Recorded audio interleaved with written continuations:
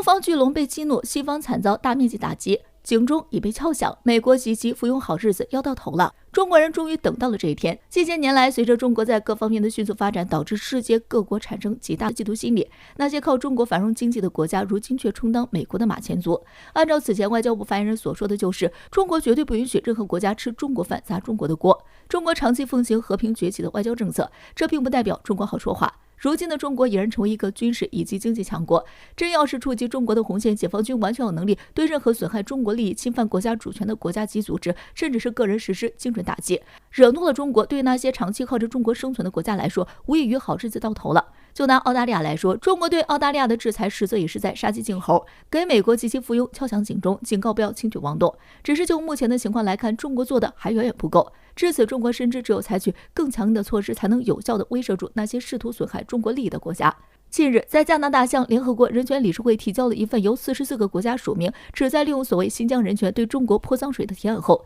中国反杀了，以其人之道还治其人之身。中国要求联合国调查加拿大残杀原住民儿童问题，对加拿大的人权问题进行清算。有趣的是，加拿大主导的这场反华闹剧，实际上却是在给中国提供一份敌人名单，为中国对这些吃中国饭、砸中国锅的国家展开大面积反击。除了加拿大以外，美国也是挑起人缘的始作俑者。于是，中国也呼吁国际社会彻底调查美国超过200个试验基地与新冠病毒所存在的关系。所谓的引火烧身，想必就是拜登如今的现状了。另外，对于近来频繁挑衅中国的英国，我国也没有心慈手软，通过支持阿根廷在马岛主权归属的立场，给英国一记重击。在此之前，中国外交部也发出警告，反对美欧国家对白俄罗斯的制裁以及威胁，宣布与俄罗斯一起支持白俄罗斯的立场。中国向来没有插手套过内政或者国家领土纠纷的习惯，可西方接连在这些地面采取强的手段抨击中国，中国也会在必要时候放弃以往柔和的外交战略。中国近期动作不断，大面积反击西方，足以说明我国是真的发怒了。之前说过，一旦中国反击，就不是小打小闹了，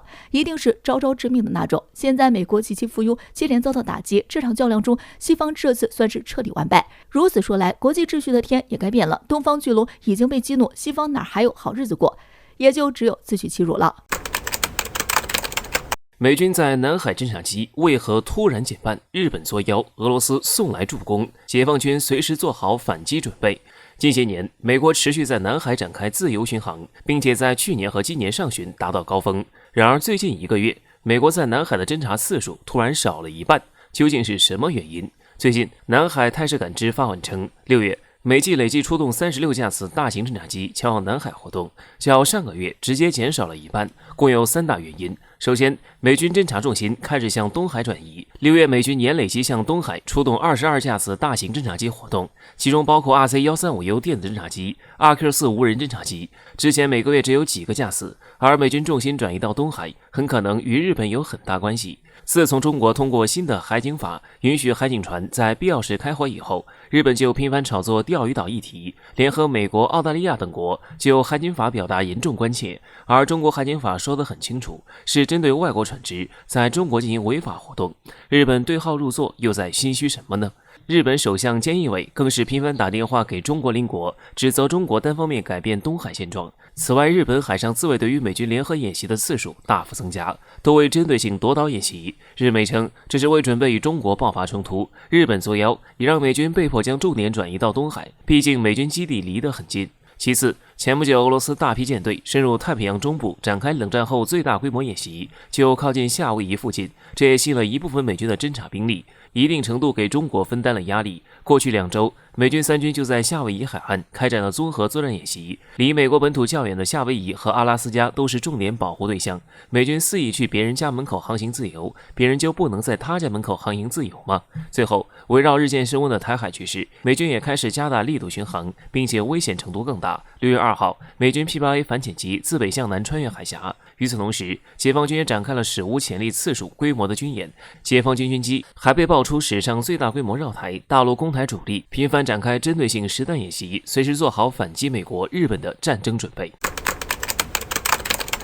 西方要跟中国讲人权，中国就好好给你们讲。中国代表在联合国持续火力输出，西方都有一个共同点：6月21号至7月13号，第47届联合国人权理事会持续召开。在这之前，西方就酝酿着狠批中国人权状况，但现实他们是搬起石头砸自己的脚。既然你们西方要讲人权，那中国就好好给你们讲。在会议第一天，加拿大就挑头联合30多国发表涉华共同发言，对中国人权状况肆意干涉，并基于虚假的信息指责中国新疆人权状况。不过有90多个国家以不同方式支持中国立场，第一场交锋西方完败。当天中国代表还发起了反击，呼吁彻查加拿大原住民寄宿学校问题。西方对中国人权的指责子虚乌有，而自身的种种人权问题却是铁证如山。在联合国大会上，中国代表连续出击，基于就加拿大残害原住民儿童提出严厉批评，还用数据指出美国、加拿大、澳大利亚等西方国家曾犯下的种族灭绝罪行，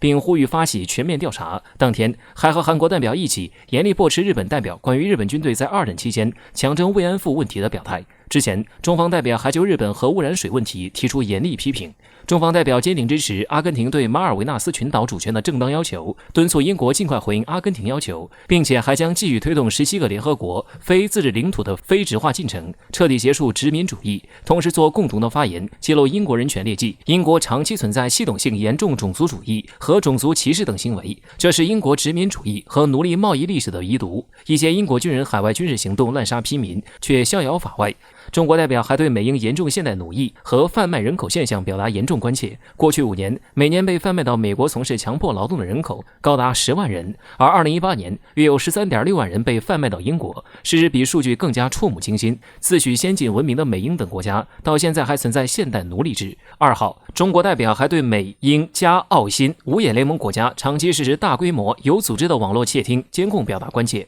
5眼联盟严重侵犯公民隐私，并出于政治目的编造散布虚假谎言。美英澳还在海外行动滥杀平民，有关国家实施非法军事干涉，也应赔偿受害国和人民。总而言之，这些西方国家都有共同点，总喜欢贼喊捉贼，自己做过的肮脏事强加到别人头上。中国就该掀起这块千疮百孔的遮羞布，让其丑恶嘴脸昭告世人。树立人类命运共同体话语权，就必须敢与霸权做斗争。